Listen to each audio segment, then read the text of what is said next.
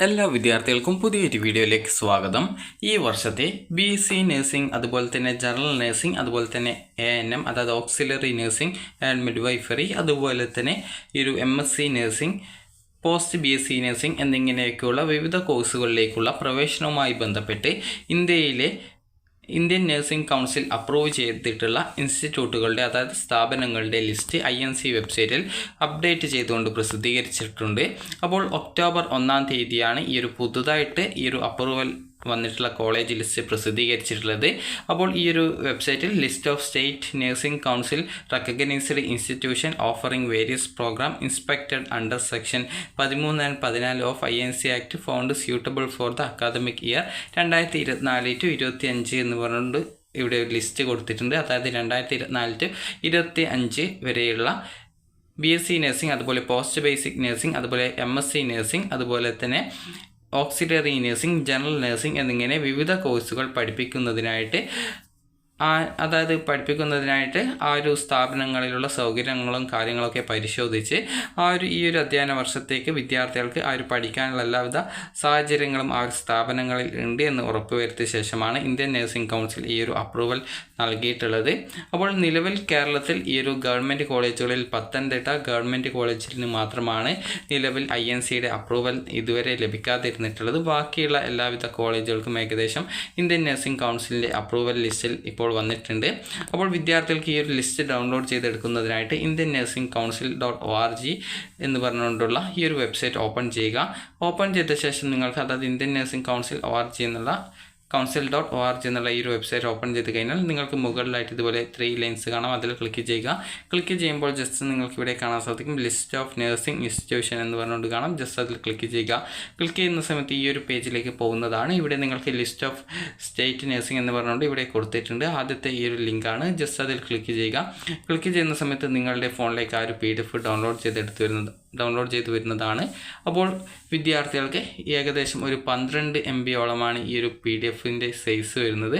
അപ്പോൾ അതുകൊണ്ട് തന്നെ നിങ്ങൾക്ക് ഏകദേശം ഡൗൺലോഡ് ചെയ്യാനായിട്ട് കുറച്ച് ടൈം എടുക്കുന്നതായിരിക്കും. അതുകൊണ്ടാണ് ഞാനിപ്പോൾ ഓൾറെഡി ഡൗൺലോഡ് ചെയ്തത് വെച്ചത് കൊണ്ടാണ് ഇത് വീണ്ടും ഡൗൺലോഡ് ചെയ്തെടുക്കാത്തത്.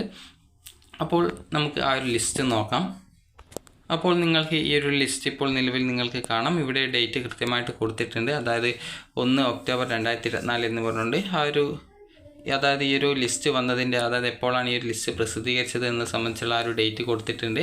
അപ്പോൾ ഇവിടെ നിങ്ങൾക്ക് ഇന്ത്യയിലെ ഏത് ഗവൺമെൻറ്, അതുപോലെ തന്നെ സെൽഫ് ഫിനാൻസ്, അതുപോലെ തന്നെ അതായത് ഗവൺമെൻറ് അതുപോലെ പ്രൈവറ്റ് സെക്ടറിൽ പെടുന്ന ഏതൊരു കോളേജുകളും നിങ്ങൾക്ക് കണ്ടെത്താൻ സാധിക്കും. അതായത് നിങ്ങളിപ്പോൾ കേരളത്തിന് പുറത്ത് പഠിക്കാനായിട്ട് പോകുന്നത് ആണെങ്കിൽ കൂടി നിങ്ങൾക്ക് ആ ഒരു കോളേജ് ഇന്ത്യൻ നഴ്സിംഗ് കൗൺസിലിൻ്റെ അപ്രൂവൽ ഉള്ളതാണോ എന്നുള്ളത് നിങ്ങൾക്ക് അറിയാനായിട്ട് സാധിക്കുന്നതാണ്. അതുപോലെ തന്നെ ആ ഒരു കോളേജ് നിങ്ങളിപ്പോൾ ഒരു ഉദാഹരണം പറയുകയാണെങ്കിൽ ഇവിടെ നമുക്ക് ഈ ഒരു ആദിത്യ കോളേജ് ഓഫ് നഴ്സിംഗ് എന്ന് പറഞ്ഞിട്ടുള്ള അതായത് ഈസ്റ്റ് ഗോദാവരിയുള്ള ഈ ഒരു കോളേജ് ജസ്റ്റ് ഒന്ന് നോക്കാം.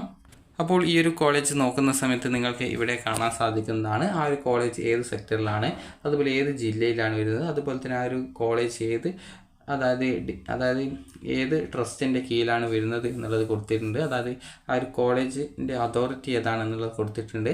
അതുപോലെ തന്നെ ഇവിടെ നിങ്ങൾക്ക് പ്രോഗ്രാം, അതായത് ആ ഒരു കോളേജിൽ ഇന്ത്യൻ നഴ്സിംഗ് കൗൺസിൽ അതായത് അവിടെ പഠിപ്പിക്കുന്നതിനായിട്ട് അപ്രൂവൽ നൽകിയുള്ള കോഴ്സുകൾ ഏതൊക്കെയാണ് എന്നുള്ളത് ഇവിടെ കൊടുത്തിട്ടുണ്ട്. ജസ്റ്റ് നിങ്ങൾക്ക് ഇവിടെ നോക്കുന്ന സമയത്ത് നിങ്ങൾക്കിവിടെ കാണാൻ സാധിക്കുന്നതാണ്. അതായത് ഇവിടെ BSc നഴ്സിംഗ് ഉണ്ട്, അതുപോലെ തന്നെ ഈ ഒരു general nursing and midwifery course ഉണ്ട്. അതുപോലെ തന്നെ BSc നഴ്സിംഗ് ആണെങ്കിൽ അവിടെ 50 സീറ്റാണ് അനുവദിച്ചിട്ടുള്ളത്. അതുപോലെ തന്നെ GNM ആണെങ്കിൽ 45 സീറ്റുകളാണ്. അതായത് അത്രയും വിദ്യാർത്ഥികൾക്കാണ് അവിടെ അഡ്മിഷൻ കൊടുക്കാനുള്ള ആ ഒരു അനുമതി നൽകിയിട്ടുള്ളത്.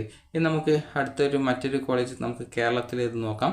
അപ്പോൾ ഇതിൽ നിങ്ങൾക്ക് കേരളത്തിലെ കോളേജ് അറിയാനായിട്ട് നിങ്ങൾ ചെയ്യേണ്ടത് ജസ്റ്റ് ഇത് ഏകദേശം ഒരു 638 പേജ് ഉണ്ട്. അതായത് ഇന്ത്യയിലെ എല്ലാവിധ ഇൻസ്റ്റിറ്റ്യൂട്ടുകളുടെ ഡീറ്റെയിൽസും ഇതിൽ ഉള്ളത് കൊണ്ടാണ് ഇത്രയും പേജ് ഉള്ളത്. അപ്പോൾ നിങ്ങൾ ചെയ്യേണ്ടത് നിങ്ങളുടെ ആ ഒരു PDF വ്യൂവറിൽ സെർച്ച് ഐക്കൺ ഉണ്ടാകും. അപ്പോൾ സെർച്ച് ഐക്കൺ ക്ലിക്ക് ചെയ്ത് കേരള എന്ന് സെർച്ച് ചെയ്യുക.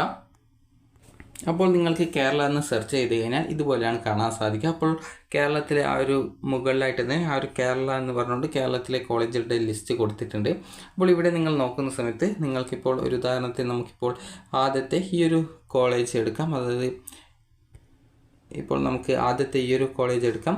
അപ്പോൾ ഈ ഒരു കോളേജ് എടുക്കുന്ന സമയത്ത് നിങ്ങൾക്ക് ഇവിടെ കാണാനായിട്ട് സാധിക്കുന്നതാണ്. അതായത് AKG മെമ്മോറിയൽ കോഓപ്പറേറ്റീവ് കോളേജ്, അതായത് ആ ഒരു കോളേജ് ഏത് സെക്ടറിലാണ് വരുന്നത് എന്ന് നോക്കാം. ഇത് കണ്ണൂർ കോഓപ്പറേറ്റീവ് ഹോസ്പിറ്റൽ സൊസൈറ്റി ലിമിറ്റഡിന് കീഴിൽ വരുന്ന, അതായത് ആ ഒരു ഹോസ്പിറ്റലിന് അതായത് സൊസൈറ്റിയുടെ കീഴിലാണ് ഈ ഒരു കോളേജ് വരുന്നത്. അതുപോലെ തന്നെ ഇത് കണ്ണൂർ ജില്ലയിലാണ് സ്ഥിതി ചെയ്യുന്നത്. അതുപോലെ തന്നെ പ്രൈവറ്റ് സെക്ടറിലാണ് ഈ ഒരു കോളേജ് വരുന്നത്. അതുപോലെ തന്നെ അവിടെ ഏതൊക്കെ കോഴ്സുകൾ നടത്താമെന്നുള്ളത് കൊടുത്തിട്ടുണ്ട്. അതായത് post basic diploma in ortho and rehabilitation എന്ന് പറഞ്ഞുകൊണ്ടുള്ള ആ ഒരു കോഴ്സ്, അതായത് നഴ്സിംഗ് ആണ്, ആ ഒരു കോഴ്സ് കൊടുത്തിട്ടുണ്ട്. അവിടെ 10 സീറ്റാണ് അനുവദിച്ചിട്ടുള്ളത്. അതുപോലെ post basic diploma in neurology nursing, അതിനും 10 സീറ്റാണുള്ളത്. അതുപോലെ post basic diploma in operation room nursing, അതിന് 10 സീറ്റാണുള്ളത്. ഇനി അടുത്തതായിട്ടുള്ളത് ബാക്കിയുള്ള കോഴ്സുകൾ എന്ന് പറയുന്നത് ഇവിടെ നോക്കുന്ന സമയത്ത്, അതായത് MSc നഴ്സിംഗ് ആണ്. MSc നഴ്സിംഗിൽ ഇവിടെ 11 സീറ്റ് ആണ്. അതുപോലെ തന്നെ ഇവിടെ അതിൽ തന്നെ OBGക്ക് 1 സീറ്റ്, മെഡിക്കൽ സർജറി 3 സീറ്റ്. ഈ ഒരു രീതിയിൽ അത് സ്പെസിഫൈ ചെയ്ത് വെച്ചിട്ടുണ്ട്. അതായത് എത്ര വീതം സീറ്റുകൾ ഏതൊക്കെ കാറ്റഗറിയിലാണ് ഉള്ളത് എന്നുള്ളത്, അതായത് സ്പെസിഫിക്കേഷൻസിലാണ് ഉള്ളത് എന്നുള്ളത് സൂചിപ്പിച്ചിട്ടുണ്ട്. അതുപോലെ തന്നെ BSc നഴ്സിംഗ് ആണെങ്കിൽ അവിടെ 80 സീറ്റാണുള്ളത്. അതുപോലെ ജനറൽ നഴ്സിംഗ് ആണെങ്കിൽ 50 സീറ്റുകളാണുള്ളത്. അപ്പോൾ ഈ ഒരു രീതിയിൽ ഓരോ കോളേജുകളിലും എത്ര വീതം സീറ്റുകളാണ് ഉള്ളത് എന്നുള്ളത് പ്രത്യേകം സൂചിപ്പിച്ചിട്ടുണ്ട്. ഇനി നമുക്ക് അടുത്തത് ഒരു ഗവൺമെൻറ് കോളേജ് നോക്കാം. അപ്പോൾ ഇവിടെ നിങ്ങൾക്ക് പ്രൈവറ്റ് സെക്ടറിലുള്ള കോളേജുകളുടെ ആ ഒരു ഭാഗത്ത് സെക്ടർ എന്നുള്ളത് പ്രൈവറ്റ് എന്ന് പറഞ്ഞുകൊണ്ട് കൊടുത്തത് കാണാൻ സാധിക്കുന്നതാണ്. അപ്പോൾ ഇവിടെ തന്നെ ഈ ഒരു ലിസ്റ്റിൽ തന്നെ നിങ്ങൾക്ക് കോളേജുകളിൽ, അതായത് ഗവൺമെൻറ് സെക്ടറിൽ പെടുന്ന കോളേജുകൾ കാണാൻ സാധിക്കും. ഇവിടെ ക്യാപ്പ് കോളേജ് ഉണ്ട്. അത് ഗവൺമെൻറ്റിൻ്റെ സെക്ടർ ആണെങ്കിലും അത് സെൽഫ് ഫിനാൻസ് കോളേജ് ആയിട്ടാണ് വരുന്നത്. അവിടെ 50 സീറ്റാണുള്ളത്. ഇനി അടുത്തതായിട്ടുള്ളത് നിങ്ങൾക്ക് മറ്റൊരു ഗവൺമെൻറ്റിൻ്റെ കീഴിൽ വരുന്ന കോളേജ് നോക്കാം. അപ്പോൾ ഇവിടെ നിങ്ങൾക്ക് നോക്കുന്ന സമയത്ത് ഇവിടെ ഗവൺമെൻറ്റിൻ്റെ സെക്ടറിൽ വരുന്നതാണ്. പക്ഷെങ്കിൽ കൊച്ചിൻ പോർട്ട് ട്രസ്റ്റ് ഹോസ്പിറ്റലിന് കീഴിൽ വരുന്ന ആ ഒരു സൊസൈറ്റിക്ക് കീഴിലാണ് ഈ ഒരു കോളേജ് വരുന്നത്. അപ്പോൾ അവിടെ GNM ആണ്, 20 സീറ്റാണുള്ളത്. അപ്പോൾ ഈ ഒരു രീതിയിൽ നിങ്ങൾക്ക് ഓരോ സെക്ടറിലുള്ള കോളേജുകളും അതുപോലെ ആ ഒരു കോളേജിൽ ഏതൊക്കെ വിധത്തിലുള്ള കോഴ്സുകളാണ് പഠിപ്പിക്കുന്നതിനായിട്ട് അനുമതി ഉള്ളത് എന്നുള്ളത് നിങ്ങൾക്ക് ഈ ഒരു ലിസ്റ്റ് വഴി നിങ്ങൾക്ക് അറിയാം. അപ്പോൾ നിങ്ങൾക്ക് ഇപ്പോൾ ഒരു ഉദാഹരണത്തിന് നമുക്ക് ഈ ഒരു ലിസ്റ്റ് നോക്കാം. അതായത് ഇവിടെ നിങ്ങൾക്ക് ഇപ്പോൾ കേരളത്തിലെ ഗവൺമെൻറ് കോളേജിൽ, അതായത് ഏകദേശം 5 ഗവൺമെൻറ് കോളേജുകളുടെ ലിസ്റ്റാണ് നിങ്ങളിപ്പോൾ കാണുന്നത്. അപ്പോൾ ഇതിൽ തന്നെ നിങ്ങൾക്ക് ഇവിടെ എറണാകുളത്തുള്ള ഗവൺമെൻറ് നഴ്സിംഗ് കോളേജിൽ, ഇത് ഗവൺമെൻറ് സെക്ടറിൽ വരുന്ന കോളേജാണ്, ഡിസ്ട്രിക്റ്റ് എറണാകുളത്തിലാണ്. അതുപോലെ തന്നെ ഇവിടെ ഈ ഒരു കോഴ്സ് എന്ന് പറയുന്നത് പോസ്റ്റ് ബേസിക് നഴ്സിംഗിൽ 40 സീറ്റ്. അതുപോലെ MSc നഴ്സിംഗ് ആണെങ്കിൽ 16 സീറ്റിൽ സ്പെസിഫൈ ചെയ്തിട്ടുണ്ട് ഏതൊക്കെ വിഭാഗങ്ങളിലായിട്ട് എത്ര വീതം സീറ്റാണ് വരുന്നത് എന്നുള്ളത്. അതുപോലെ തന്നെ BSc നഴ്സിംഗ് ആണെങ്കിൽ 80 സീറ്റാണ്.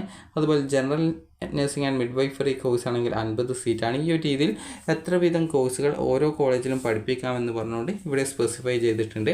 അപ്പോൾ ഈ ഒരു ലിസ്റ്റ് നോക്കുക. നിങ്ങളിപ്പോൾ കേരളത്തിന് പുറത്ത് ഇപ്പോൾ തമിഴ്നാട്, കർണാടകയിലൊക്കെയാണ് പഠിക്കുന്നതെങ്കിൽ നിങ്ങൾക്ക് ആ ഒരു കോളേജിൽ എത്ര വിദ്യാർത്ഥികളെയാണ്, അതായത് ഒരു വർഷം, ഇപ്പോൾ ഒരു ഉദാഹരണത്തിന് കാസർഗോഡ് ഗവൺമെൻറ് കോളേജ് നോക്കുന്ന സമയത്ത് ഇവിടെ BSc നഴ്സിംഗ് മാത്രമാണുള്ളത്, 60 സീറ്റാണുള്ളത്. അപ്പോൾ ഇവിടെ 60 വിദ്യാർത്ഥികളെ മാത്രമേ ഈ ഒരു വർഷം അഡ്മിഷൻ നൽകാവൂ എന്നുള്ളതാണ് ഈ ഒരു ആനുവൽ ഇൻടേക്ക് കൊണ്ട് ഉദ്ദേശിക്കുന്നത്.